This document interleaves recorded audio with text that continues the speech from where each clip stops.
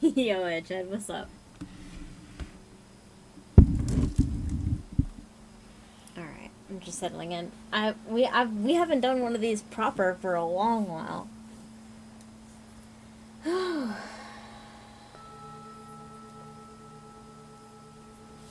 I'm trying to decide what to read.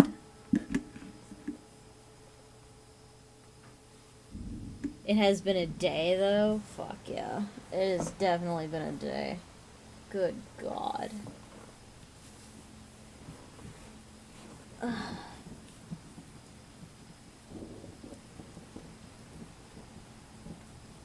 It has definitely been a day.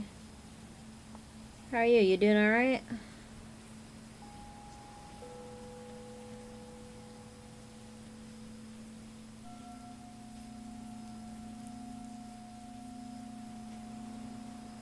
Why is my face so goddamn itchy?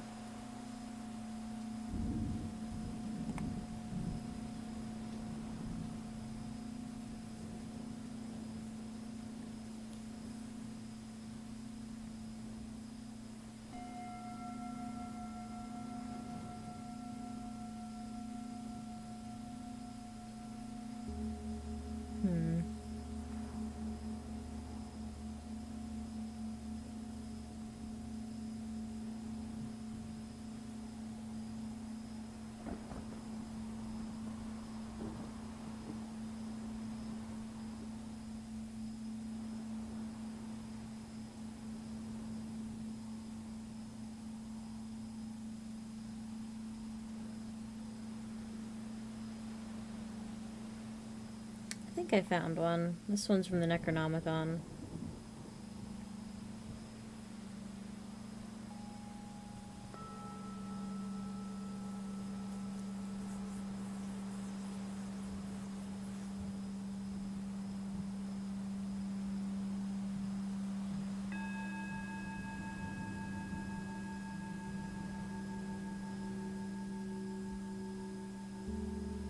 Oh. Poor stepdad's battery died on him, so I was out and about for a few hours supporting him there. Grabbed him a new battery, bought his toolbox, then when he didn't have the right wrench, just swung by the AutoZone and he got a small set. Oof. Yeah, that sounds like a day. Half the groups in my morning class all broke their glassware. Yo, Sassy, what's up? And my assistant burnt her fucking hand. So my afternoon class, it was just all me.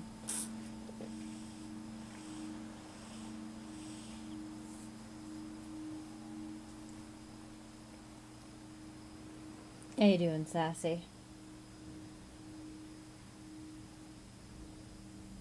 My room's put back together, though, so that's nice.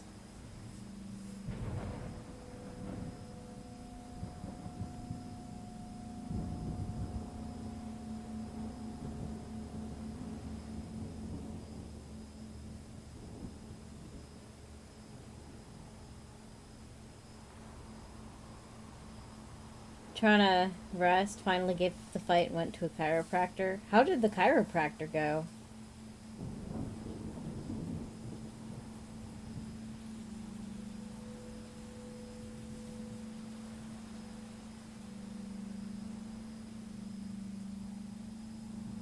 Well, rest we can give you.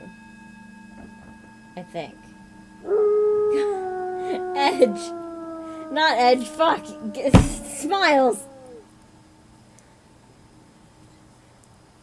Your kid. Oh, it's Prime, alright.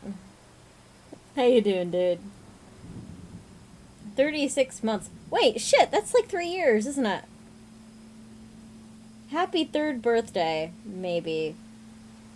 I don't know. Happy day. How are you doing? You're not Edge. I know he's Edge. I'm sorry. It's been a... Edge, I mean Smiles. Listen, I know y'all are different. It felt great immediately after, but there's always aches after the fact. Have I told you about the story? Have I told you about the time? The one and only time I got a professional massage.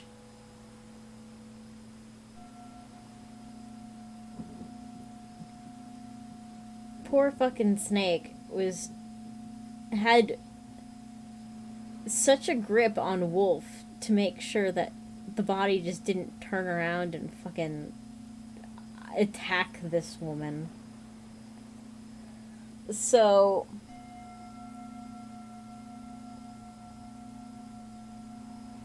looking back on this story, it's really sketchy. It's some, like, farewell my concubine bullshit, but... So, I went over to this lady's house. Old lady. Like, we're talking above 70. Excuse me.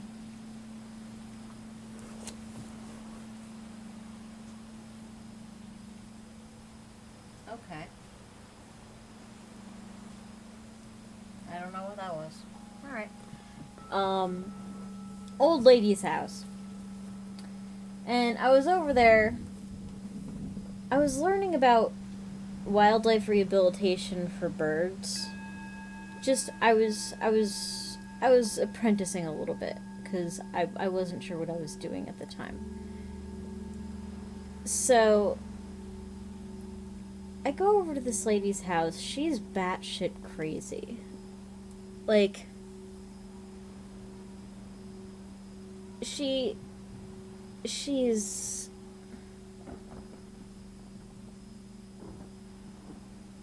giving, like, metal containing tinctures to some of the birds to, like, help heal them, which, like, the biologist in me was screaming, but I didn't say anything because, like, who the fuck am I to boss around an old woman whose house I am in? So I let that one slide. Lots of, like, alternative medicine stuff in there. Turns out she's like certified in shiatsu or something. Oh god, she also had me drink something. Oh my god, it was rancid. I still remember it. It was like carbonated urine. Oh. Oh. Ugh. God, it was fucking bad. Oh god, I think it was called kombucha or something. She insisted I drink it. Like, and I tried to refuse, like, 4 or 5 times. But, like, eventually I kind of just realized, alright, there's no getting out of this one. It probably won't kill me. Oh. Oh. Oh, God. Oh, just remembering it makes me want to gag. It was like plant stuff. Bruh, I don't know what it was. I'll stick to my Chiro. I trust him with my life. Yeah, no. Oh, Cairo. Yeah, no. Wherever I went, don't go there. So, like, she was teaching me and I was learning, but, like, there were these little pushes, you know? And then she insisted, absolutely insisted, that I get a massage. And again, I declined. She wasn't gonna let it go. Again, I'm at this old lady's house. In a network I'm trying to make connections with. I wasn't exactly in the greatest frame of mind either. So I kind of realized, alright, there's no way this lady is gonna let me leave before this happens. I guess we are going to, you know, humor her she's an old lady. What's the worst that can happen? You know, widow. It's probably fine. Kombucha is fermented tea, that's all. If done wrong, it's nasty as fuck, but like, I like the carbonated ones at Wegmans. Yeah, I don't know what the fuck this shit was, but it was awful.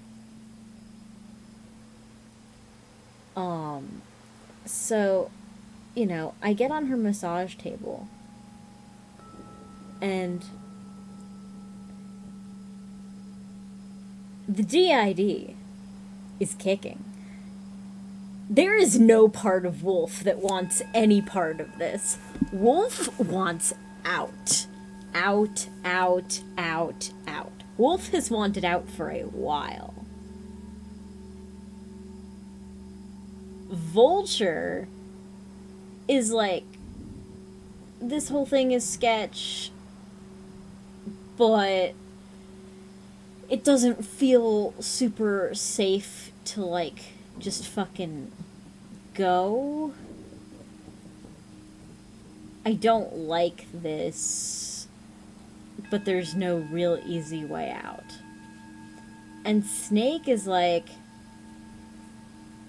I mean, what's the worst that can happen? Maybe it'll be okay. We're trying to make friends with this lady. She's taught us a lot. It's gonna be fine. And I don't think Inari didn't have much to say. I think Inari was kind of just getting ready to front if Inari needed to front. But Wolf was just like, no, fuck this, fuck everything about this, fuck you. So, and most of this time it had been Snake fronting. And Rat also is kind of like, Vulture and Rat are exchanging glances. Neither of them like this. Neither of them see a good way out. And Snake is just like, you guys are being silly. It's gonna be fine. I don't know why the fuck we ever trust Snake with that fucking logic. But back then we did. And so nothing bad happened. It sucked. It felt like she was trying to rearrange our bones. And any change she would make. Have you ever seen somebody try to hold down, like, a really angry dog? And how, like, all they want to do is flip over and just bite and claw the shit out of you? That was what took a conscious effort, intense conscious effort not to do the entire time to this old lady. It was stressful. And at the end of it, like, she finishes and she goes, I have never massaged anyone even remotely like you. And she basically said, like, my chi was already aligned. That, you know, there weren't any blockages or whatever, but that, you know, hopefully I benefited somehow. And we kind of just went, okay. And we finally extricated ourselves from that situation. And I remember getting home. Wolf just jumped to the front and went, fuck everything. Fuck this, fuck that, fuck you. We rolled on the floor and, like, shook ourselves off and rolled on the floor and shook ourselves off and, like, showered and kept just rolling on the floor trying to, like, put our bones back where they're supposed to be. It sucked. And that's when we were like, alright, fuck doing anything like that again. We're never going back to that house. Maybe we'll never see this lady again and it'll be fine. But, like,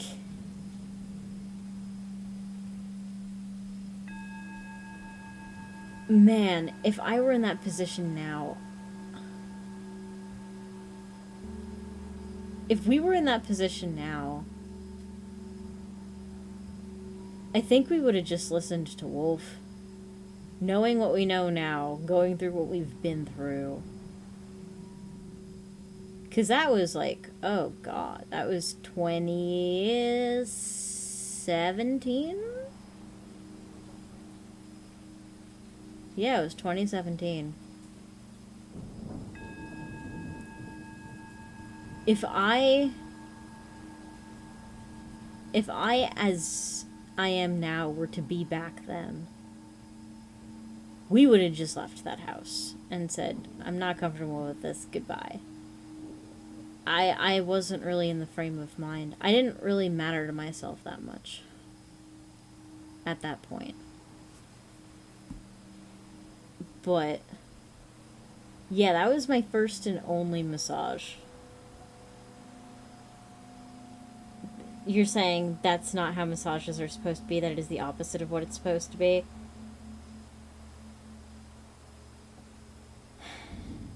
I mean, I imagine that something went wrong because I don't know, I can't wrap my brain around why the fuck anyone would want that.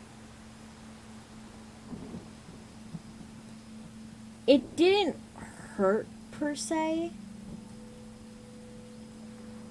It was deeply uncomfortable. It didn't hurt in the sense...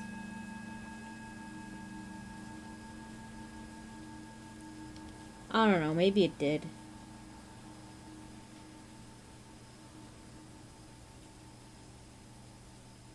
We were so focused on making sure Wolf didn't hijack and beat the shit out of this lady.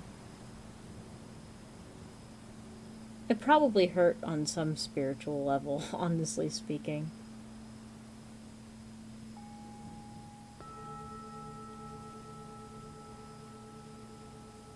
Sorry if that story was upsetting. I hope it wasn't that bad.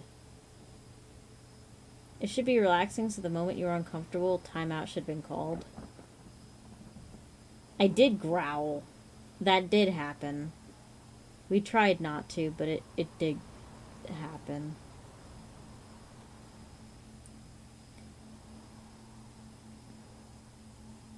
I can't remember if I was dressed or not either. I blocked a lot of that shit out, now that I think about it. Yeah, that was probably really bad.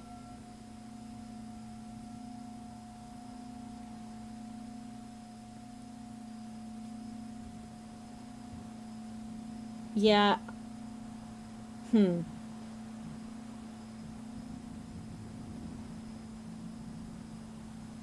That might be worse than I initially classed it.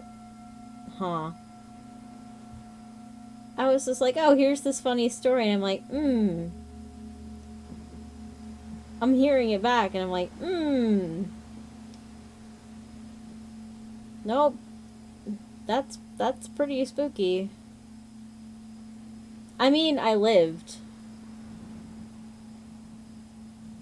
Sorry for unlocking that memory. You didn't unlock it. I think about it every once in a while.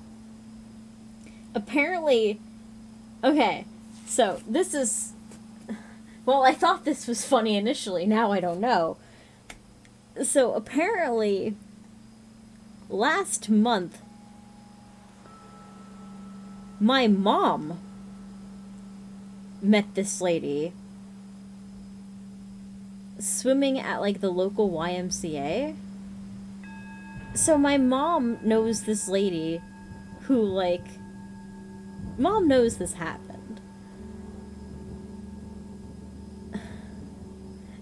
Mine was just crack my spine like one of your French glow sticks.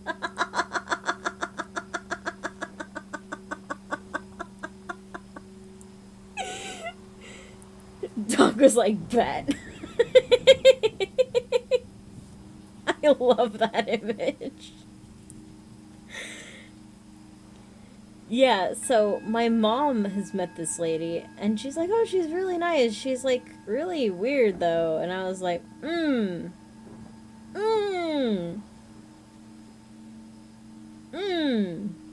Don't go to her house. Do not go there. Do not go to this woman's house. And do not tell her that you are my mother. Do not. Do not. Do the not of that. But yeah, that was Wolfie's massage.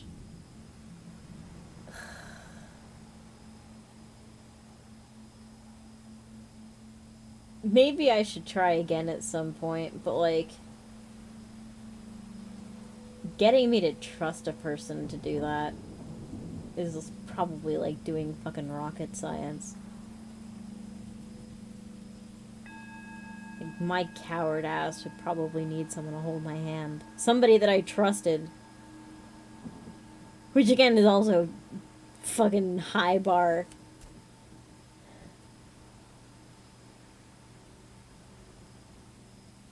High star rating and certification, yeah.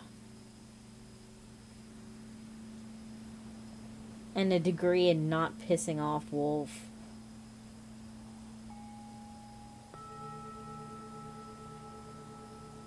Good God. Yeah, no. That,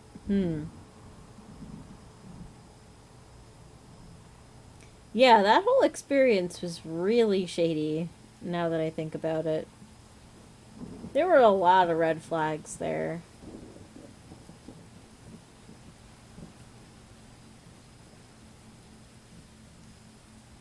But it was like an old lady. Like, oh, whatever. I lived.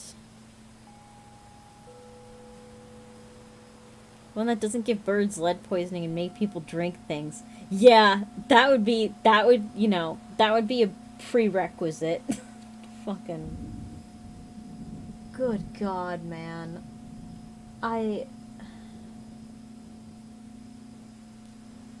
Yeah.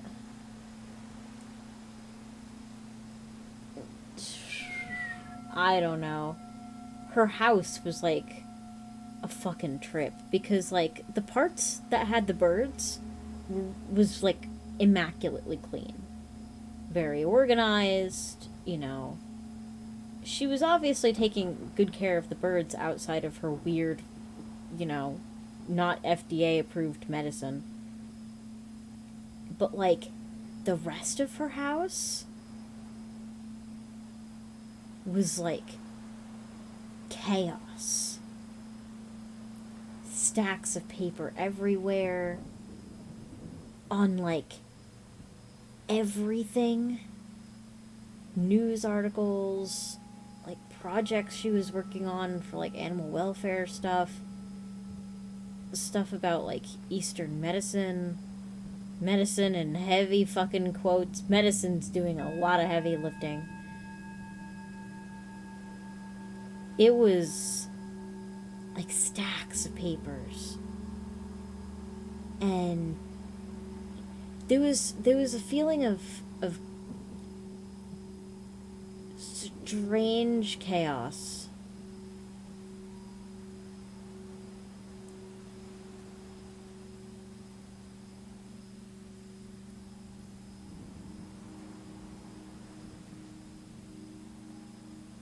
I don't think the bathroom there had a door.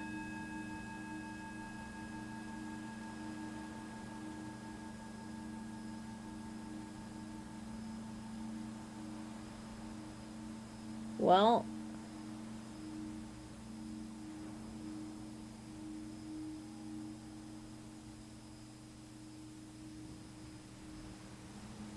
yeah, I'm never going back there.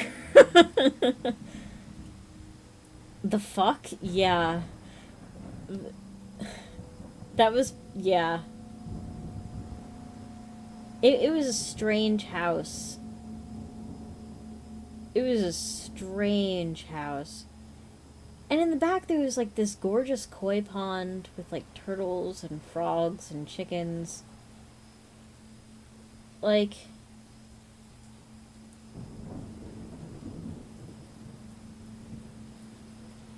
But then, like, other parts of the house were in, like, disrepair. It was strange.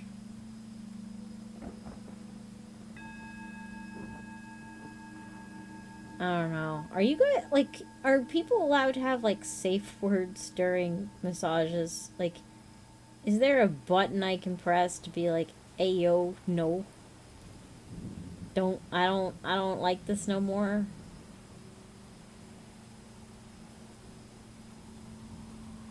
I guess consent is supposed to be part of these things.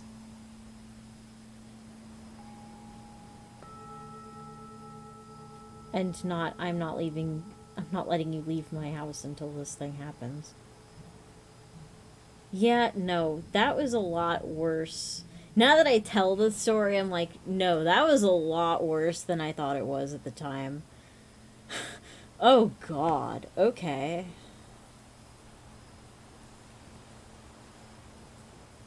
We have it in MRI. You can. Wait a second. So, you can have one in an MRI machine, and I didn't have one for this. Well, I'm glad they exist for MRI machines, so then they should definitely be a thing in massages, right? If they allow it in medical. I'm so sorry, chat. Ugh, God, I didn't mean to tell this horror story. This was supposed to be like a haha lol. Good God. If a person starts to panic, they can hit it and they get him out. Wow.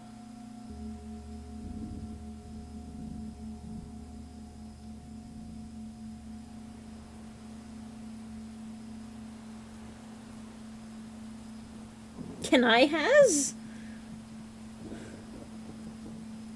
Can I has panic button?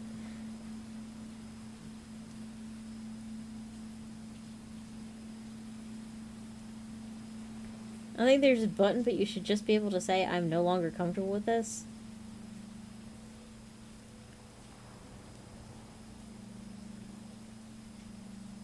Yeah, and ideally they would listen, and it would be okay.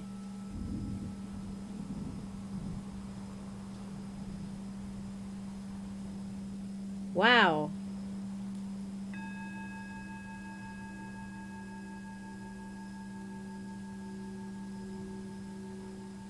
Yeah, no. I I don't know if what I got was a massage then.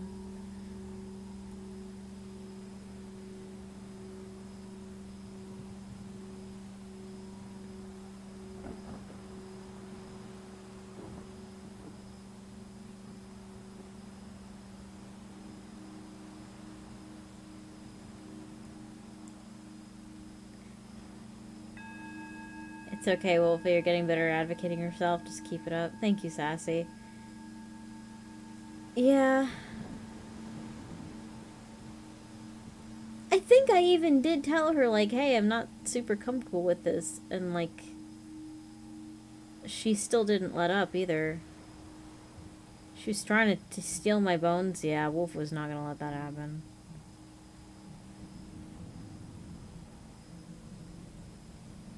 Unfortunately, I still had skin. Yeah, it kind of felt like that. Not gonna lie. Yeah, I have no idea what that. I guess it was supposed to feel good, but I don't know. I learned so many bone facts this week. Oh, hell yeah. Oh, hell yeah. Did you know? Uh huh.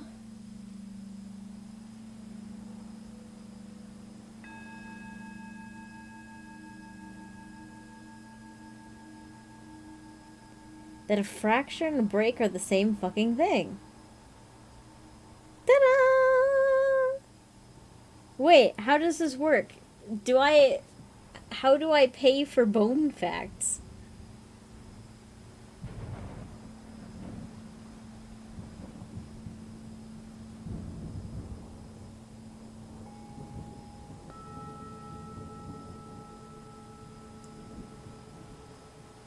I haven't thought that far. Don't worry about it. Oh, man. But yes, Wolfie still has all of the bones. Wolfie has not lost a single bone. All of the bones of Wolfie are still inside the Wolfie.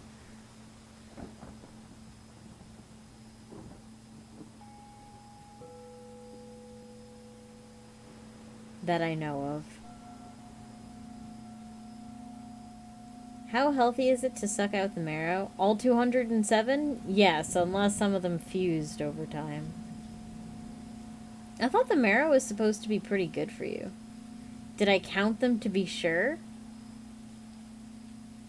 Oh, fuck. I didn't. Can one do that? Well, I know I've got my whole spine. That I checked. I have my skull. I have my maxilla. I have my mandible. Teeth are not bones. I've got all my teeth. Well, except for the ones they took from me. Ah, shit, they did steal my bones. Motherfuckers. Whatever. They were expendable. Probably not your own. No, not an X-ray. Probably not a good idea to try without an X-ray. I have all my fingers. I've got all my toes. I've got all of the leg bones that I can feel. I've got all of the arm bones I can feel. I have all of the back bones that I can feel. Pretty sure I've got my pelvis still. I don't think any of my ribs are missing.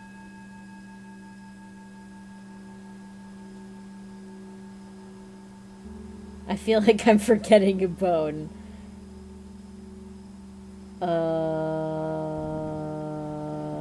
What other bones do I have? I have my clavicle.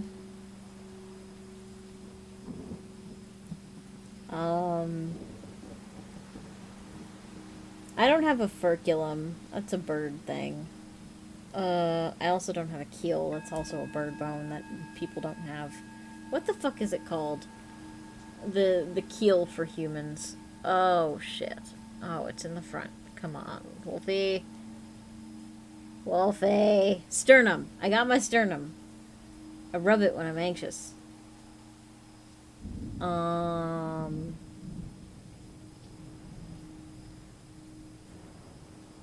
my fingers, got my toes. Got my, like, hand and feet bones. If I had a tail, they took it away. But I don't think I had a tail, so I think we're good.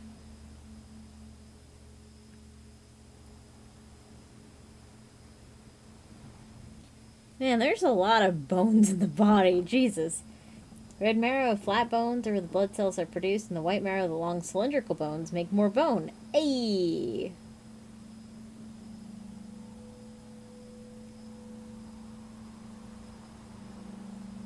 Trying to... I'm forgetting a bone. I know I'm forgetting a bone. What part of my body am I forgetting? I have my pelvis. I have my spine. There are only so many bones.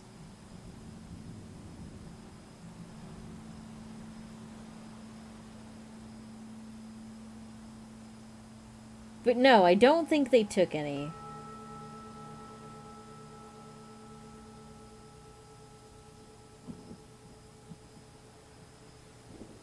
Although...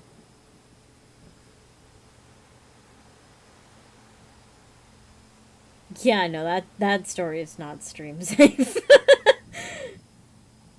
I mean... What do you mean?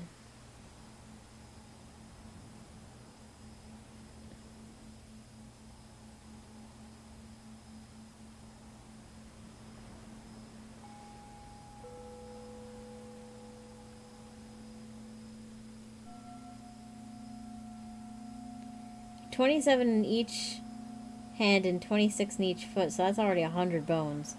Oh, okay. And then, like, the spine has a whole fucking bunch. And then all the ribs count individually. I think the sternum is made of, like, 3 different bones. Maybe that's birds again. Shit.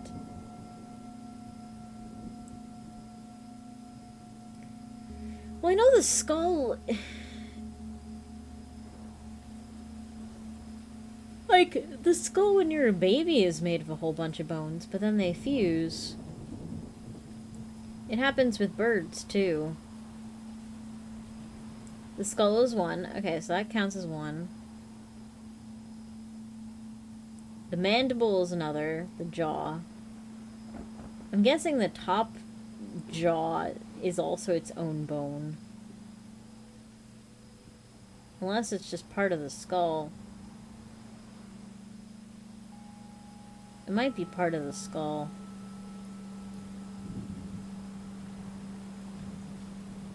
I never had to take anatomy and physiology. I just took comparative vertebrate anatomy.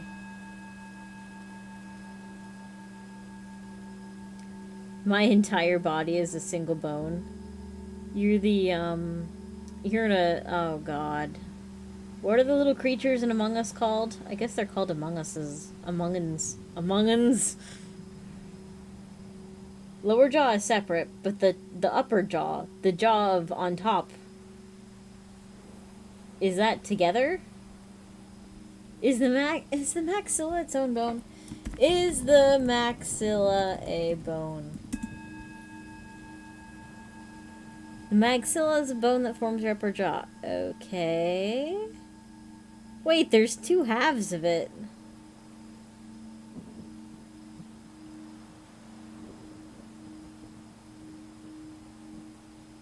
Wait a second, the fuck? But is it part of the skull or not?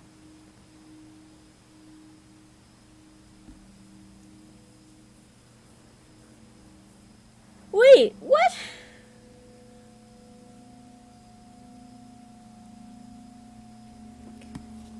Hold on, everything I know is a lie. Bones of the head.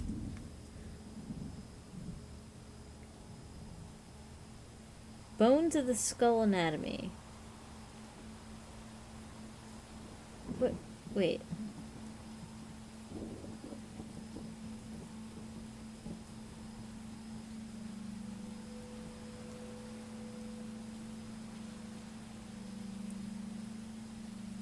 They're saying...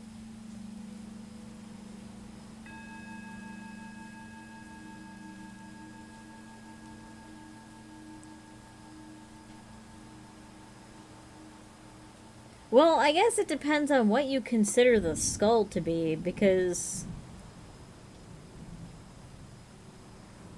these fellers think that there's 22 bones in the skull.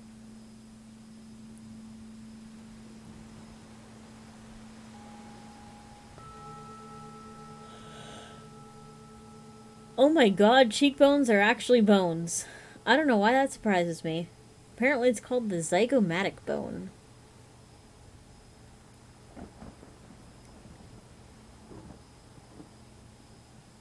Wait a second, we have 2 upper jaws?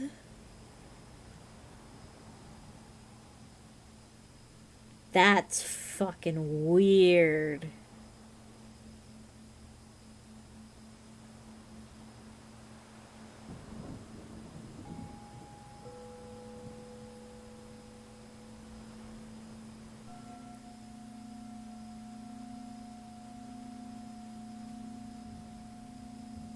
I'm pretty sure they all squish together as one as we age, though they still count separately.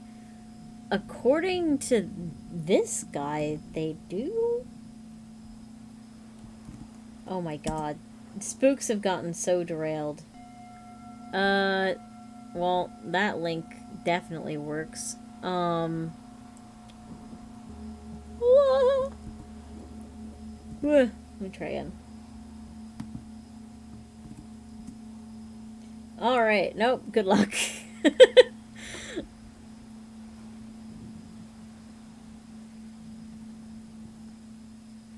Bones of the head. In this section we learn about the bones of the head. Well, this guy thinks the skull is one bone. We are discussing skeletons, which totally counts as spooks. You right. The nasal... What the fuck? Frontal bone, the occipital bone, the temporal bone, bones of the skull. The skull is a bony structure that supports the face and forms a protective cavity for the brain. It is comprised of many bones, which are formed by the intramembranous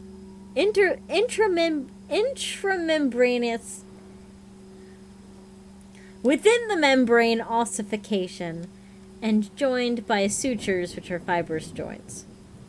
The bones of the skull can be considered two groups, those of the cranium, which consist of the cranial roof and cranial base, and those of the face. In this article, we'll look at the anatomy of the skull.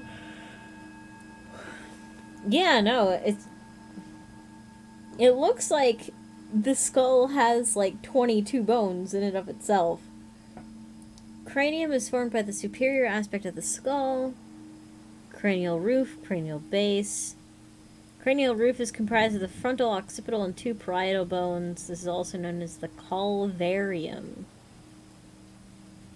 Cranial base composed of the frontal, sphenoid, ethmoid, occipital, parietal, and temporal bones. Articulate with the first cervical vertebra, the atlas, the facial bones, and the mandible.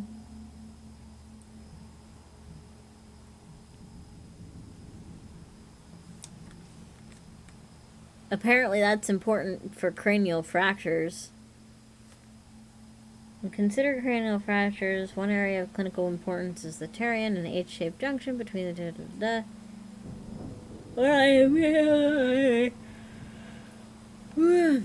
Blood can accumulate between the skull and the dura mater, forming an extradural hematoma. Well, that doesn't sound good. The face... Yeah, apparently the face has like a whole bunch of bones in it. But I did think that they fused when we aged, though. I guess they're still considered their own thing?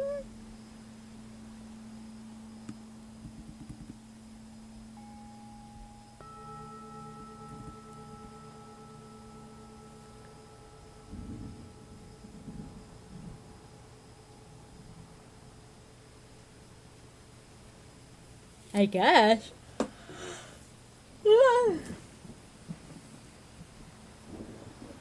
Science is a fickle mistress, you're telling me. You're telling me.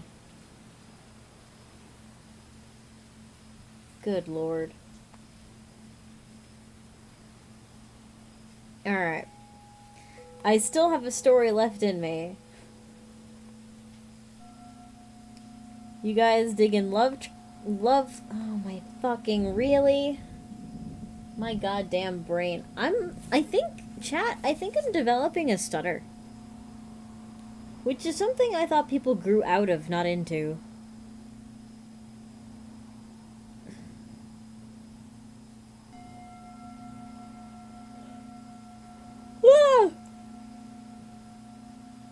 But yeah, I've got Lovecraft, I've got Edgar Allan Poe. Or we can do something from New England. What are you guys in the mood for? Just let it happen. Yo, Chaos, what's up, dude?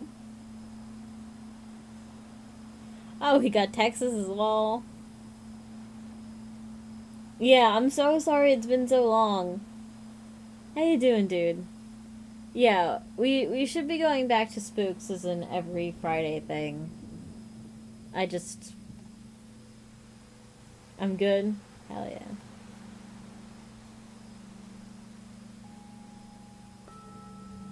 But yeah, we were just deciding what we wanted to read. Hit me with something outrageous.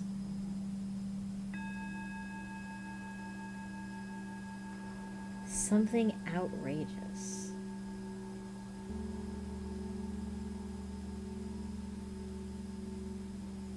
Like caterpillars. Or some shit.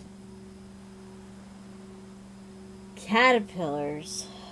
Okay. Florida? I have a whole book on Florida. Hold my beer. Alright, give me a second. I'm pulling up Florida. Florida, Florida, Florida, Florida.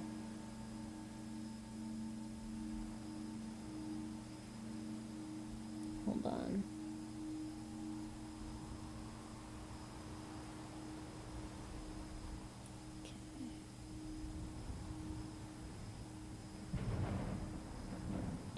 Do. Oh, I just have one for myself? Hold on.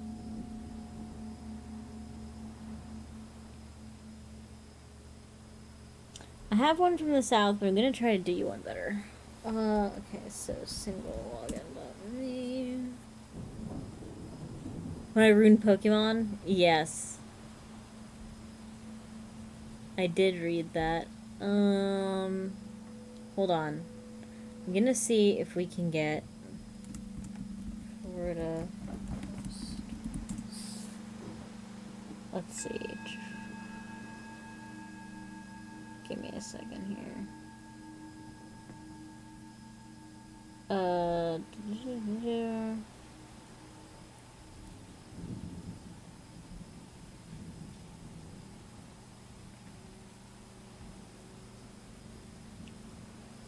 Really?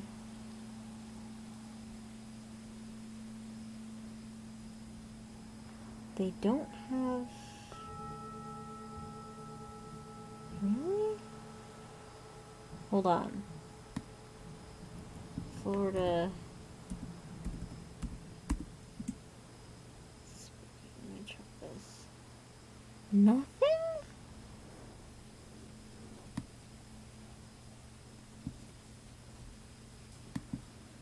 I find that distinctly hard to believe.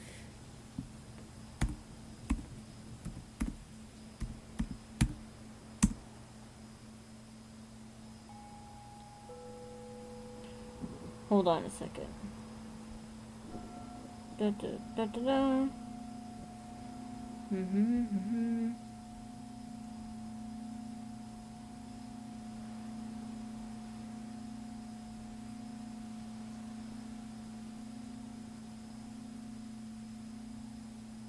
Florida folk magic stories. Oh, it's novel. No, I don't want that. Gothic stories of Florida. What the fuck do you mean by gothic?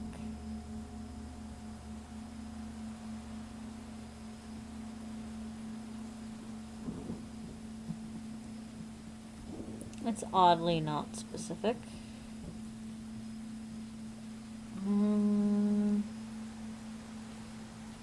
Hold on a second. Spookies.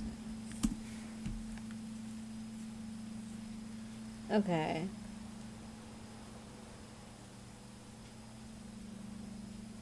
Let's try this.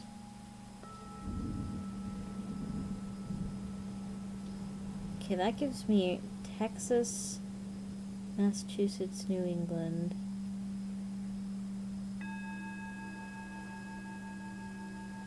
We have New York? Yes, I do. Okay. Pennsylvania.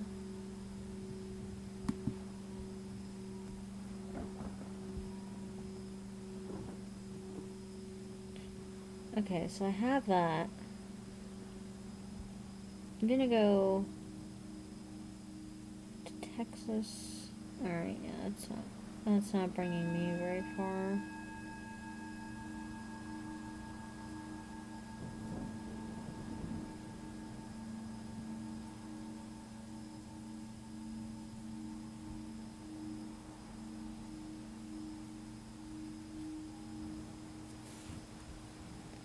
I'm gonna try one more time, and then we're gonna go with just what's in the south. Florida.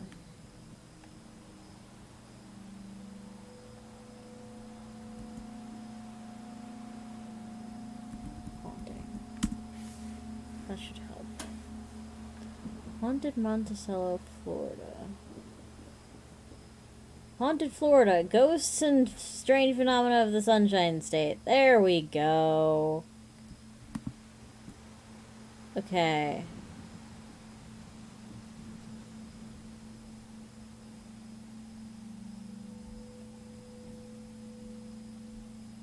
There we go. Supernatural tales from Florida, statewide for the eerie coral and ghostly denizens. Great. I'm doing things that are completely legal. Don't worry about it. It's fine. Da da da da da da da. Do do do do do. It's an EPUB? Must you be an EPUB? Can I can convert you to a PDF.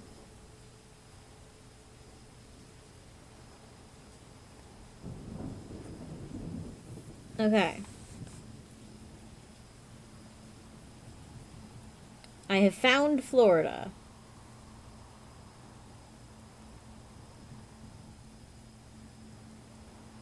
Okay. So, witchcraft, we're gonna go to Spooky Story Collection. We're gonna hit save. This is gonna show up either at the bottom or the top. We're gonna open it. It's gonna be in a PDF, right? Right. Okay, great. So, caterpillars. Phantoms. Chupacabra, Coral Castle, Snake Warriors Island. Snakes are pretty close to caterpillars. Haunted Lighthouse, Playful Little Ghost, Skunk Ape. Alright, let me see here.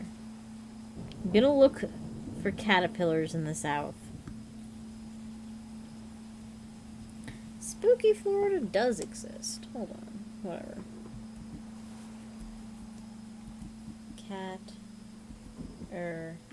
Okay, no. Caterpillars are not a thing.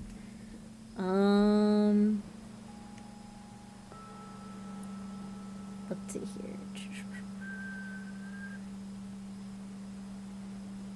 Da, da, da, da, da, da, da, da, da.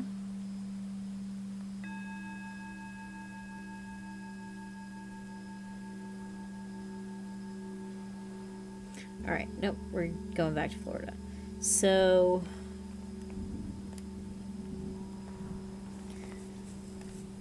I'm going for Bizarre.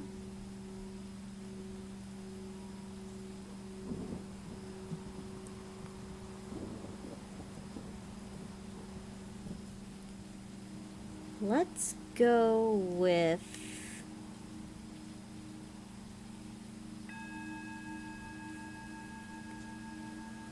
Riddle House at Yesteryear Village.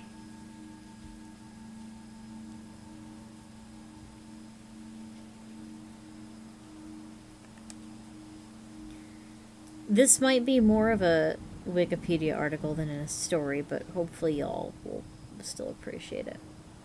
Snuggled near the center of the sprawling, dusty South Florida Fairgrounds at 9067 Southern Boulevard in West Palm Beach's wild, wild west, lies Yesteryear Village, a small burg brimming with Florida history. Begun in 1990 as a way of preserving the history of South Florida, Yesteryear Village has grown swiftly but nearly silently, and now boasts a variety of buildings, including a bait-and-tackle store, schoolhouse, church, general store, several museums, hunter shack, fire station, the entrance gates from the town of Gulfview, and even its own haunted house. The haunted house is one with historic value, the home of West Palm Beach's first city manager, Carl Riddle. The house, built in 1904 and 5, originally was located at 327 Acacia Road, across from Woodlawn Cemetery downtown, and served as a home to the cemetery's caretaker. Riddle lived there from 1920 to 1923. After his departure, it was transformed to City House, used to provide temporary housing for new city employees and their families. Much later, in the 1980s, it became property of Palm Beach Atlantic University, which first used the building as a small dormitory. When the college planned to raise the building, Yesteryear Village asked for it. Not long after Riddle House was relocated at Yesteryear Village, guests began reporting unusual occurrences. Some claimed they saw heads looking out of the attic, which is off limits to visitors, but one woman, who asked that her name not be used, had an entirely different experience. My son, our guide, and I had gone inside the home. We'd walked upstairs to the bedroom at the top of the stairs.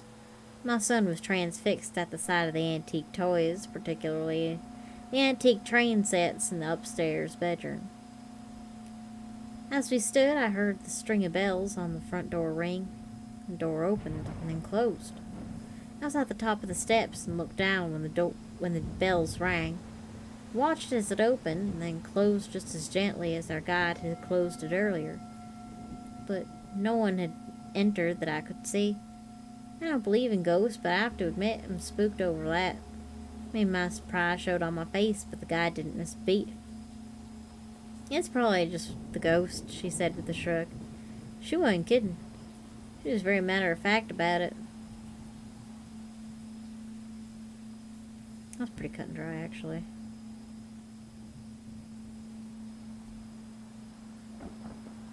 I'm gonna try something.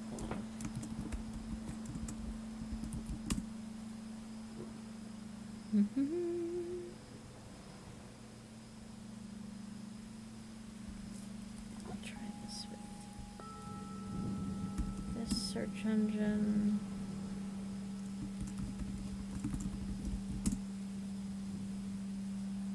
Maybe we'll get a home? No. Okay. I just don't have access to that. Alright.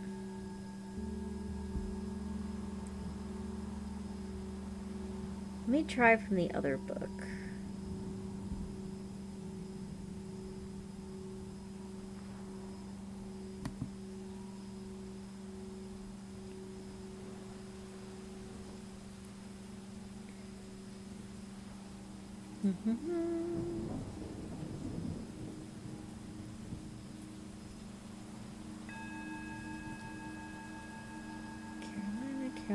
Carolina.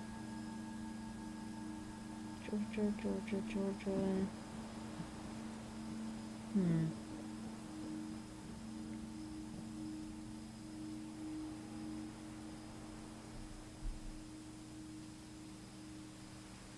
I'll try Spanish moss.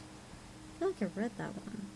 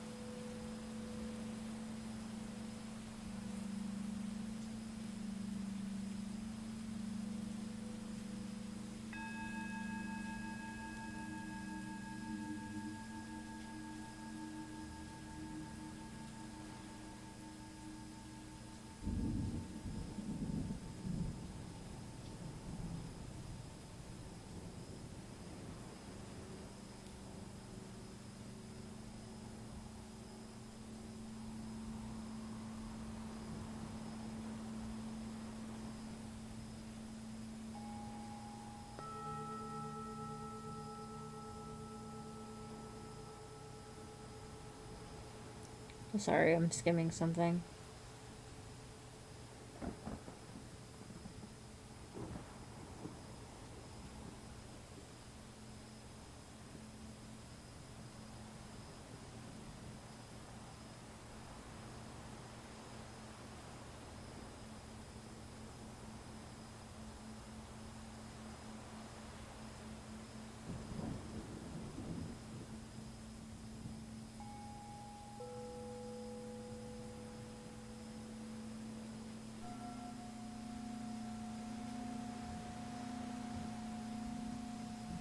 Okay. It's not caterpillars, but it's moss. And it's a quick one. This is from the Florida coast, Florida. It was early fall when the captain and his men made camp at the coast, planning to hunt and fish for a week to supplement their meager supplies with fresh meat.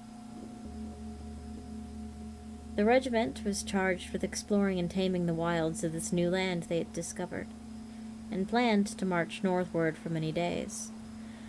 Among the company was a beautiful Native American woman they had captured during a skirmish a few days previous.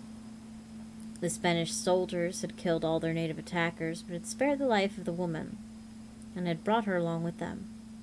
In truth, they might have let her go had the captain not been smitten by her. She was tall and graceful, with masses of long dark hair and luminous dark eyes.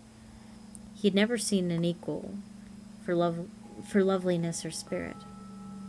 The captain tried to woo the beautiful captive as they journeyed northward, inviting her to dine in his tent, picking wildflowers for her, and reciting Spanish poetry to her. But the lovely captive spurred his advances and demanded that he release her so that she might return to her people. As his hopes of winning her love evaporated, the captain's infatuation turned to hatred. He was furious at the woman's open defiance, afraid that it might undermine his standing among the troops. The situation came to a head that evening. The woman was stirring the fire, and a long strand of her silky hair fell across her cheek. When the captain reached out and brushed it gently back behind her ear, the woman slapped his face, right in front of his men. Enraged, the captain struck her a fierce blow, sending her flying backward into the dirt. Leaping to his feet, he towered over the beautiful captive and swore he would cut off her head and put it on a pike by the entrance to his camp as a warning to any who defied him. The woman raised her chin defiantly and said, "If you do this evil deed, I swear my spirit will follow you wherever you go." With an incoherent shout of rage, the captain drew his sword and slashed downward 3 times. The third cut severed the woman's head from her neck. Grabbing the head by its silky black hair, the captain strode to the edge of the camp, blood dripping in his wake. He thrust a pike through the bottom of the head and buried the end of the pike in the ground, so that the head could be seen by all his men. The woman's face was set in a look of defiance even in death, and her long, silky hair twisted this way and that in the breeze. The captain marched back to his tent and got very drunk, and the men avoided him for the rest of the evening. But in the morning, one of the officers came hurrying into the tent, his cheeks pale with fright. "Sir, the woman—" He stuttered incoherently, unable to finish a sentence. The captain waved for him to continue, but he just beckoned mutely to his superior officer to follow him outside. As soon as he stepped foot out of the tent, the captain could see what had frightened the man. The woman's head atop the blood-stained pike was now standing right outside his tent. Overnight, her long black hair had turned gray. Her face was pointed directly toward his tent, her defiant, dead eyes fixed upon his entrance. The captain's heart thudded within him at the sight. "Is this someone's idea of a joke?" he roared, using anger to hide his fear. "No, sir," the officer babbled. "The men swear that they did not touch it. They say it's a curse come true." "I don't believe in curses," the captain snapped, cold sweat running down his back despite his words. "Put the head back at the entrance to the camp and tell the men that the first one who touches it will be severely punished." The captain stormed back into his tent. It was only when he was alone that he staggered into a chair, his knees trembling too much to keep him upright. What had he done? During breakfast, his eyes moved more than once to the blood-stained pike at the entrance of the camp. As he finished his meal and rose to his feet, the pike suddenly vanished. The captain gasped and hurried forward 1 step, 2. He almost rammed his head on the pike, which reappeared right in front of him, the woman's eyes gazing defiantly into his own, her long gray hair blowing wildly about the blood-stained pike, even though no wind was blowing. The captain screamed in terror, staggering backward with his hands in front of his face. He babbled a prayer aloud as his men came running. At the sight of the ghastly head on the pike, they retreated behind their captain. "Take it down!" the captain roared. "Take it down and bury it, now!" After a palpable hesitation, a few of the braver officers came forward to deal with the head on the pike. When it was gone, the captain staggered back to his tent and fell on his knees, vomiting his breakfast onto the ground. Mother of God, what was happening to him? Taking long, slow breaths, the captain reminded himself that the woman was dead, and the curse of a native could not prevail over a good Catholic like himself, could it? He had cleaned himself up and donned a new uniform by the time his officers came to report that the head was buried deep beneath a stone. He nodded his thanks and started giving out the day's orders as if nothing happened. And nothing did happen for the rest of the day. As they realized the haunting, or whatever it was, had ceased, the activity around the camp grew cheerful. They had foiled the curse of the native woman. She was dead and buried and would haunt them no longer. The captain went to bed in good spirits. He would stay here a week, he had decided, before making their way northward. It would do the men good to have rest. He was awakened the next morning by a man's scream coming from the edge of the camp. He was up and armed as soon as his eyes opened, prepared for an attack by the area natives. He ran outside and joined the other men racing toward the sound, swords drawn. At the edge of the camp, they found an officer shivering from head to toe.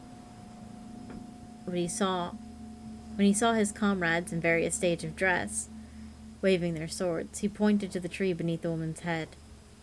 The tree beneath which the woman's head had been buried. Hanging from the tree were long, silky gray strands blowing in the sea breeze. The captain gasped, shivers running up his arms and his spine. It was her hair. The woman's hair. Then the man nearest the officer, who was just a bit of a daredevil, stepped forward and grabbed the hair off the tree. "It's just moss, you fool," he said. "Just moss." "Just moss," the captain repeated to himself, but it was unlike any moss he'd ever seen before. Not on this island, not in Florida, not anywhere in the Spanish Empire. And it looked just like her hair. "I've had enough of this nonsense," the captain said out loud. "Break camp, we're heading north." "Yes, sir," his men replied, with many a backward glance toward the moss now lying on the ground. The soldiers hurried away to do as he was told. When they were gone, the captain buried the moss in the earth under the tree. They would leave this cursed place and travel north to fulfill their mission. The captain didn't relax until they had marched many miles to the north. Just to be safe, he inspected the trees around the clearing where they had made camp for the night. There was no sign of any long-haired moss growing upon them. Good. The captain slept soundly that night, undisturbed by the rising wind that came in from sea. He was the first one up in the morning, and as he stepped out into the grove of trees, his eyes were caught by long gray strands growing from every branch. The trees were covered in hair. No, not hair, moss, he corrected himself. But he remembered the native woman's curse. "If you do this evil deed, I swear my spirit will follow you wherever you go." And the moss had followed him up the coast. He stood frozen to the spot as his men wakened around him. One by one they came to stare at the moss-trimmed trees. The moss blew frantically back and forth in a breeze they could not feel. And the captain could sense the dead woman's gaze upon him, though her head was buried far away. "Let's go," he snapped, finally breaking the uncanny silence. Without a word, his men broke camp, and they hurried away without pausing to eat. The captain could feel the eyes of his men on his back as they marched, though none dared speak of what they'd seen. They paused at midday to break their fast. While they ate, the captain could see the bare trees growing moss. It slithered down the trunks and slid up over the branches, gray and silky and waving in the non-existent breeze. The troop hurried through their meal and almost ran out of the clearing. As they marched northward, the moss followed them. A few times he glanced over his shoulder. The captain saw this moss growing over the bare trees in their wake. He felt sick to his stomach, and it was only the force of his iron will that kept his meal down. Grimly they continued their journey. A breeze sprang up from the sea, and on the breeze was a familiar voice. A woman's voice. "I will follow you," it whispered in the captain's ear. "I will follow you." They only stopped marching when sheer darkness forced them to pause. They camped on the beach well away from the trees. The men built a huge bonfire. Only the captain's tent was erected that night, and he went into it reluctantly, still hearing a voice on the breeze, or was it only in his head? And the captain did not emerge from his tent the next morning. The officers went inside to check on him. His bed was rumpled but empty. Alarmed, they hurried outside and began searching the beach for their commander. And then they saw a figure dangling from a gnarled oak at the edge of the beach.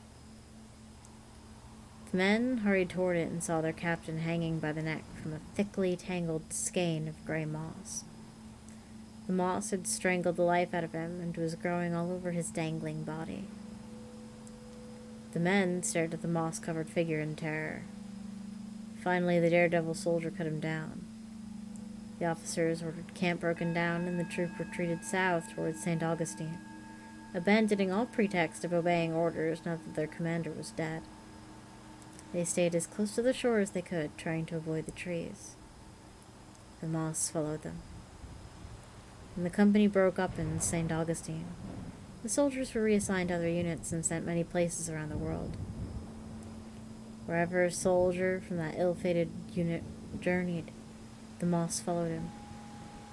In time, the new christened Spanish moss covered the whole South, a silent witness to injustice revenged. So it's not caterpillars, but it's almost caterpillars.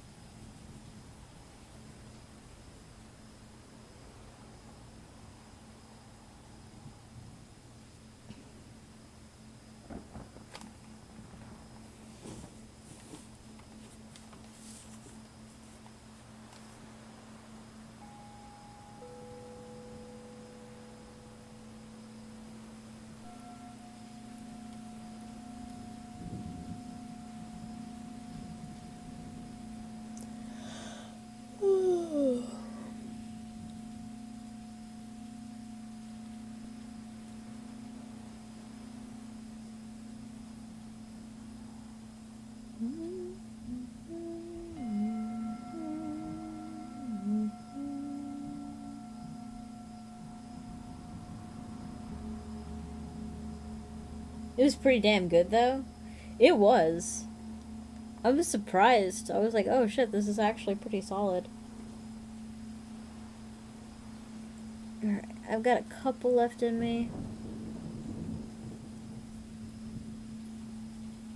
Let me see here. I probably only have like one or two left.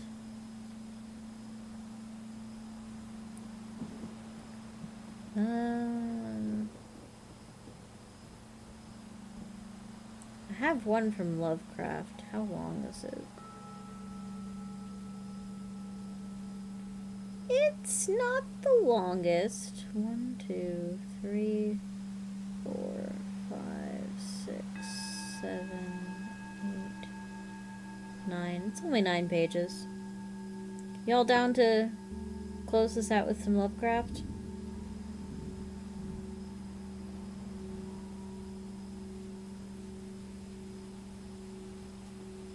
Alright.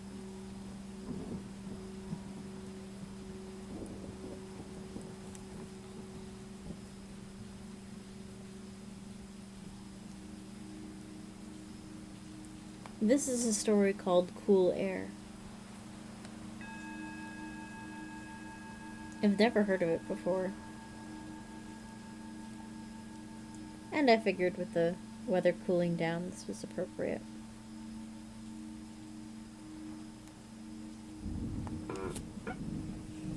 You asked me to explain why I'm afraid of a draught of cool air, why I shiver more than others. I've been hitting the lurk, but go for it. You take care, Sassy.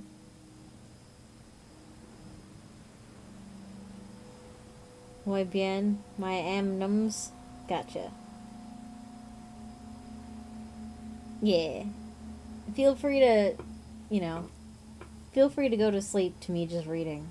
It's part of what I do these for.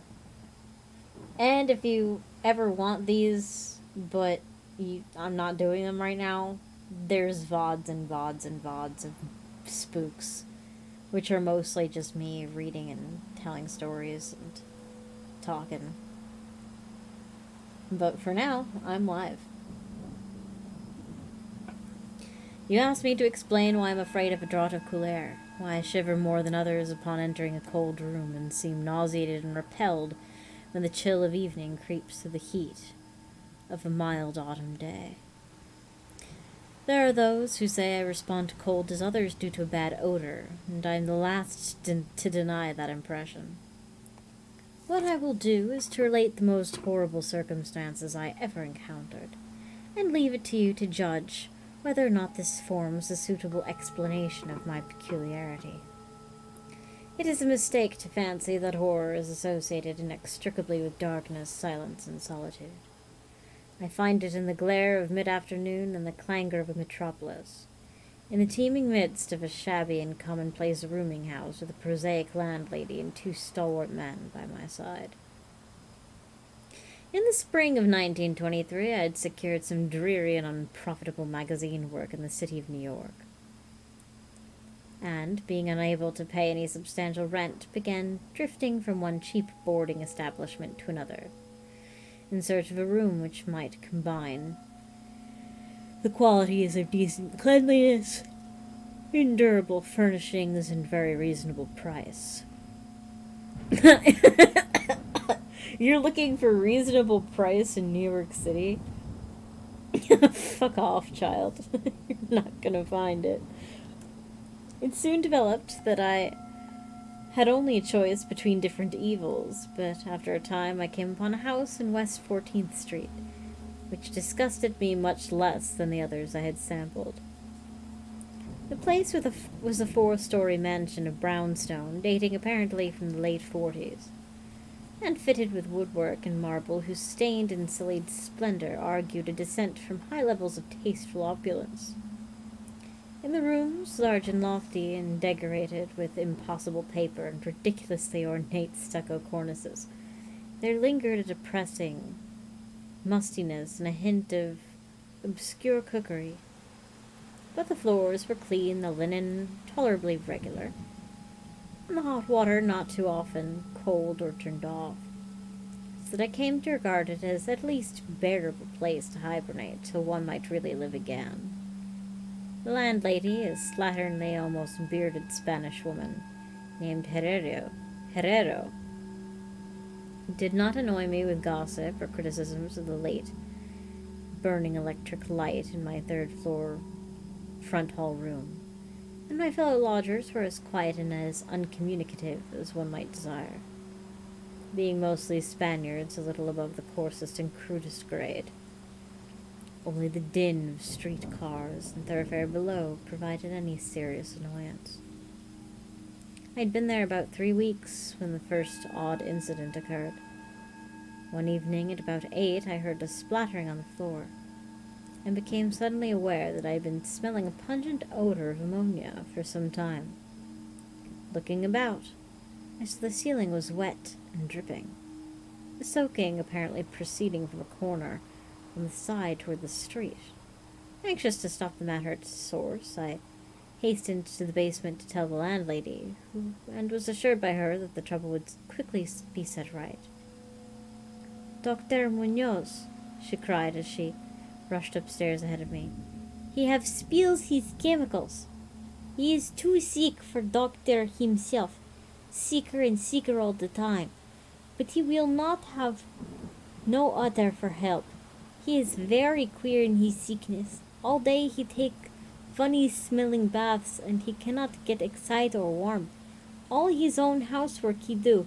His little room are full of bottles and machines, and he do not work as doctor, But he was great once. My father in Barcelona have heard of him, and only just now he fixed an arm of a plumber that got hurt all of a sudden. He never go out, only on roof. And my boy Esteban, he bring him his food and laundry and medicines and chemicals. My God, the sal ammoniac that man used to keep him cool. I don't know how the fuck I managed to get a Spaniard lady to sound almost Russian, but I guess I did. Mrs. Herrero disappeared from the staircase to the fourth floor, and I returned to my room. The ammonia ceased to drip, and as I cleaned up what had spilled and opened the window for air, I heard the landlady's heavy footsteps above me. Dr. Munoz I had never heard, save certain sounds of some gasoline-driven mechanism, since his step was soft and gentle. I wondered for a moment what the strange affliction of this man might be, and whether his obstinate refusal of outside aid were not the result of a rather baseless eccentricity. There is, I reflected tritely, an infinite deal of pathos in the state of an eminent person who's come down in the world. I might never have known Dr. Munoz had it not been for the heart attack that suddenly seized me one forenoon as I sat writing in my room. Physicians had told me of the danger of those spells, and I knew there was no time to be lost.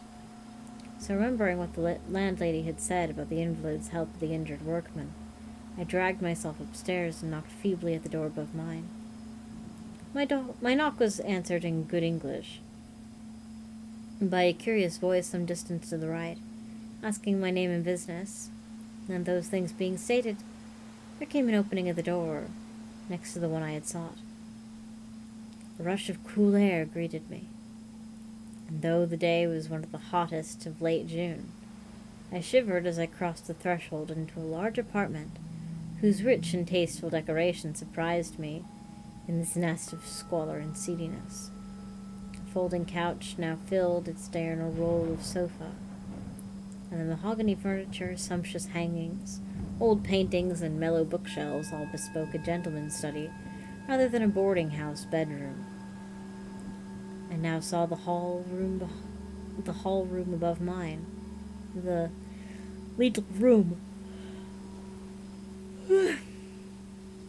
of bottles and machines which Miss Herrero had mentioned, was merely the laboratory of the doctor, and that his main living quarters lay in the spacious adjoining room, whose convenient alcoves and large contiguous bathroom permitted him to hide all dressers and obtrusively utilitarian devices. Dr. Munoz, most certainly, was a man of birth, cultivation, and discrimination. The figure before me was short but exquisitely proportioned, and clad in a somewhat formal dress, of perfect fit and cut. A high-bred face of masterful, although not arrogant expression, was adorned by a short iron-gray full beard, and an old-fashioned pince-nez shielded the full dark eyes and surmounted an aquiline nose, which gave a Moorish touch to a physiognomy otherwise predominantly Celtiberian. Celtiberian? Maybe. Thick, well-trimmed hair that argued the punctual calls of a barber was parted gracefully above a high forehead, and the whole picture was one of striking intelligence and superior blood and breeding. Nevertheless, as I saw Dr. Munoz in that blast of cool air, I felt a repugnance which nothing in his aspect could justify. Only his lividly inclined complexion and coldness of touch could have afforded a physical basis for this feeling, and even these things should have been excusable considering the man's known invalidism.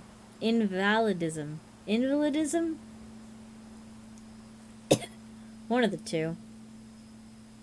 3.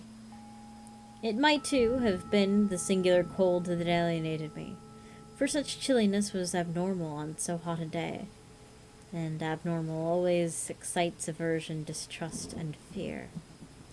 But repugnance was soon forgotten in admiration, for the strange physician's extreme skill at once became manifest despite the ice-coldness and shakiness of his bloodless-looking hands. He clearly understood my needs at a glance, and ministered to them with a master's deftness, the while reassuring me in a finely modulated, though oddly hollow and timbreless voice, that he was the bitterest of sworn enemies to death. It had sunk his fortune and lost all his friends in a lifetime of bizarre experiment, devoted to its bafflement and extirpation.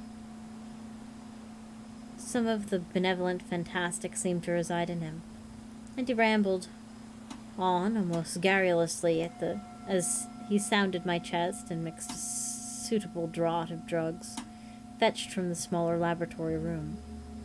Evidently, he found society of a well-born man rare novelty in this dingy environment, and was moved to accustomed speech as memories of better days surged over him. His voice, if queer, was at least soothing, and I could not even perceive that he breathed as fluent sentences rolled urbanely out.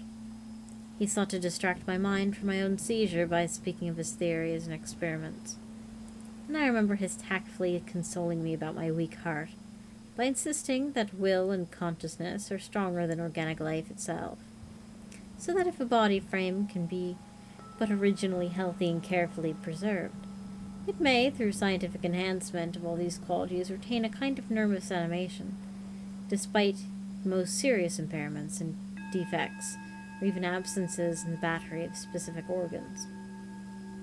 He might, he have jestingly said, some day teach me to live, or at least possess some kind of conscious existence without any heart at all. For his part, he was afflicted with the complication of maladies requiring a very exact regimen, which included constant cold. Any marked rise in temperature might, if prolonged, affect him fatally, and the frigidity of his habitation, some 55 or 56 degrees Fahrenheit, was maintained by an absorption system of ammonia cooling, of the gasoline engine whose pumps I had often heard in my room below. Relieved of my seizure in a marvelously short while, I left the shivery place a disciple and devotee of the gifted recluse. After that, I paid him frequently overcoated calls, listening while he told of secret researches and almost ghastly results, and trembling a bit when I examined the unconventional and astonishingly ancient volumes on his shelves. I was eventually, I may add, almost cured of my disease for all the time by his skillful ministrations. It seems that he did not scorn the incantations of the medievalists, since he believed these cryptic formulae to contain rare psychological stimuli, which might conceivably have singular effects on the substance of the nervous system from which organic pulsations had fled. I was touched by his account of the aged Dr. Torres of Valencia, who had shared his earlier experiments and nursed him through the great illness of 18 years before, whence his present disorders proceeded. No sooner had the venerable practitioner saved his colleague than he himself succumbed to the great enemy he had just fought. Perhaps the strain had been too great, for Dr. Munoz made it whisperingly clear, though not in detail, that the methods of healing had been most extraordinary, involving scenes and processes not welcomed by the elderly and conservative gallants. As weeks passed, I observed with regret that my new friend was indeed slowly but unmistakably losing ground physically, as Mrs. Herrero had suggested. The livid aspect of his countenance was intensified. His voice became more hollow and indistinct, his muscular motions were less perfectly coordinated, and his mind and will displayed less resilience and initiative. Of the sad change he seemed by no means unaware, and little by little his expression and conversation took a gruesome irony, which restored in me something of a subtle repulsion I had originally felt. He developed strange caprices, acquiring a fondness for exotic spices and Egyptian incense till the room smelt like the vault of a sepulchred pharaoh in the Valley of Kings. At the same time, his demands for cold air increased. With my aid, he amplified the ammonia piping of his room and modified the pumps to feed his refrigerating machine till he could keep the temperature as low as 34 or 40 degrees, and finally even 28 degrees. The bathroom and lavatory, of course, being less chilled, in order that water might not freeze, and that the chemical processes might not be impeded. The tenant adjoining him complained of the icy air from around the connecting doors, so I helped him fit heavy hangings to obviate the difficulty. A kind of growing horror of outre, the morbid cast, seemed to possess him. He talked of death incessantly, but laughed hollowly when such things as burial or funeral arrangements were gently suggested. All in all, he became disconcertingly and even gruesome companion. Yet, in my gratitude for his healing, I could not well abandon him to the strangers around him. I was careful to dust his room and attend to his needs every day, muffled in heavy ulster which I had brought especially for the purpose. I likewise did much of his shopping and gasped in bafflement at some of the chemicals he ordered from druggists and laboratory supply houses. An increasing and unexplained atmosphere of panic seemed to rise around his apartment. The whole house, as I have said, had a musty odor, but the smell in his room was worse. And in spite of all the spices and incense and pungent chemicals, or the new incessant baths which he insisted on taking unaided, I perceived that it must be connected with his ailment, and shuddered when I reflected on what the ailment could be. Mrs. Herrero crossed herself when she looked at him, and gave him up unreservedly to me, not even letting her son Esteban continue to run errands for him. When I suggested other physicians, the sufferer would fly into as much of a rage as he seemed to dare entertain. He evidently feared the physical effect of violent emotion, yet his will and driving force waxed rather than waned, and he refused to be confined to his bed. The lassitude of his earlier ill days gave place to a return of his fiery purpose, so that he seemed to hurl defiance at the death daemon, even as that ancient enemy seized him. The pretense of eating, always curiously like a formality with him, he virtually abandoned, and mental power alone appeared to keep him from total collapse. He acquired a habit of writing long documents of some sort, which he carefully sealed and filled with injunctions that I transmit after his death to persons whom he named. For the most part, lettered East Indians, but included a once celebrated French physician now generally thought dead, and about whom the most inconceivable things have been whispered.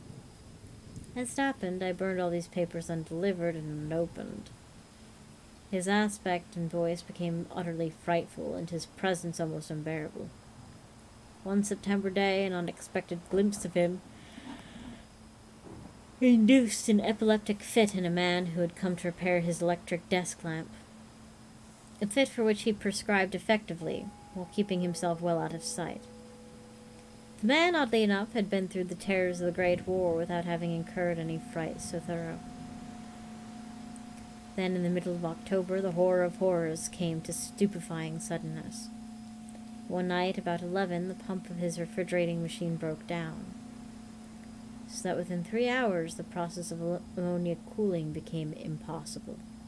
Dr. Munoz summoned me by thumping on the floor, and I worked desperately to repair the injury, while my host cursed in a tone whose lifeless, rattling hollowness surpassed description.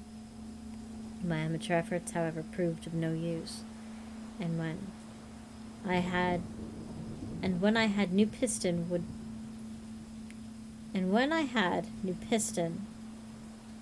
would have to be obtained. Proved no use, and when I had, new piston would would have to be obtained. Okay. The moribund's hermit's rage and fear, swelling to grotesque proportions, seemed likely to shatter what remained of his failing physique, and once a spasm caused him to clap his hands to his eyes and rush into the bathroom. He groped his way out with his face tightly bandaged, and I never saw his eyes again. The frigidity of the apartment was now sensibly diminishing, and at about 5 in the morning the doctor retired to the bathroom, commanding me to keep him supplied with all the ice I could obtain at all-night drugstores and cafeterias. As I would return from my sometimes discouraging trips and lay my spoils before the closed bathroom door, I could hear restless splashing within, and a thick voice croaking out the order of more, more. At length the warm day broke, and the shops opened one by one. I asked Esteban either to help me with the ice fetching while I obtained the pump piston, or to order the piston while I continued with the ice, but instructed by his mother, he absolutely refused. Finally, I hired a seedy-looking loafer whom I encountered on the corner of 8th Avenue to keep the patient supplied with ice from a little shop, where I introduced him, and applied myself diligently to the task of finding a pump piston and engaging workmen competent to install it. The task seemed interminable, and I raged almost as violently as the hermit when I saw the hours slipping by in a breathless, foodless round of vain telephoning and hectic quest from place to place, hither and thither, by subway or surface car. At noon I encountered a suitable supply house far downtown, and at approximately 1:30 in the afternoon arrived at my boarding place with the necessary paraphernalia and 2 sturdy and intelligent mechanics. I had done all I could, and I hoped I was in time. Black terror, however, preceded me. The house was in utter turmoil. Above the chatter of odd voices I heard a man praying in a deep basso. Fiendish things were in the air, and lodgers told over beads of the rosaries as they caught the odor from beneath the doctor's closed door. The lounger I'd hired, it seems, had fled screaming and mad-eyed, not long after second delivery of ice, perhaps as a result of excessive curiosity. He could not, of course, have locked the door behind him, yet it was now fastened, presumably from the inside. There was no sound within, save a nameless sort of slow, thick dripping. Briefly consulting Mrs. Herrero and the workmen, despite a fear that gnawed my most innermost soul, advised the breaking down of the door, but the landlady found a way to turn the key from the outside with some wire device. We had previously opened the doors of all the other rooms in that hall and flung the windows all to the very top. Now, noses protected by handkerchiefs, we tremblingly invaded the accursed south room, which blazed with the warm sun of early afternoon. A kind of dark, slimy trail led from the open bathroom door to the hall door, and thence to the desk, where a terrible little pool had accumulated. Something was scrawled there in pencil in an awful blind hand on a piece of paper hideously smeared, as though by the very claws that traced the hurried last words. Then the trail led to the couch, and ended unutterably. What was or had been on the couch I cannot and dare not say here. But this is what I shiveringly puzzled out on the sickly smeared paper before I drew a match and burned it to a crisp. What I puzzled out in terror as the landlady and 2 mechanics rushed frantically from that hellish place to babble their incoherent stories at the nearest police station.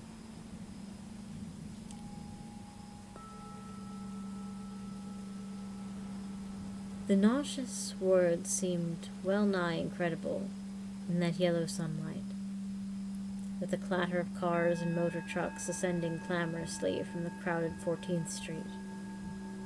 Yet I confessed I believed them then. Whether I believe them now, I honestly do not know. There are things about which it is better not to speculate, and all I can say is that I hate the smell of ammonia, and I grow faint at the draught of unusually cool air. The end. Ran, that noisome scrawl, is here. No more ice. The man looked and ran away. Warmer every minute, and the tissues can't last. I fancy, you know, what I said about the will and the nerves and preserved bodies after the organs ceased to work. It was a good theory, but couldn't keep up indefinitely. It was a gradual deterioration I had not foreseen. Dr. Torres knew, but the shock killed him. He couldn't stand what he had to do. He had to get me in a strange, dark place when he minded my letter and nursed me back. And the organs never would work again. It had to be done my way. Artificial preservation. For you see, I died that time 18 years ago.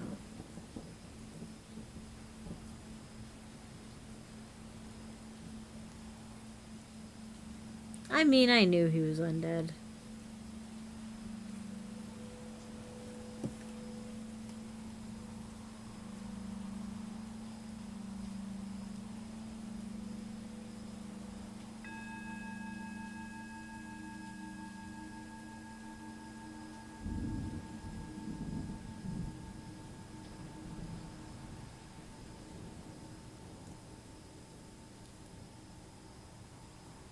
Yeah, it's all the energy I have, I think. I got shit that I gotta do tomorrow. In the meantime, though, I really missed this. I'm glad we're back to doing this.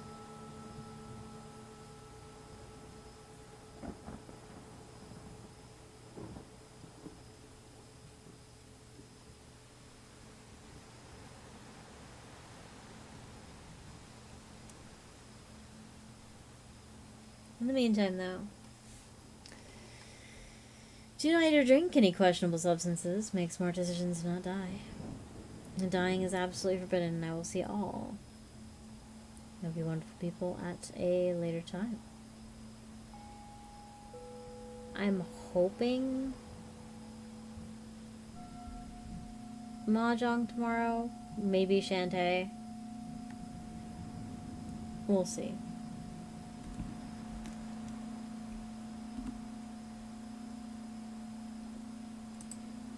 Take care, guys.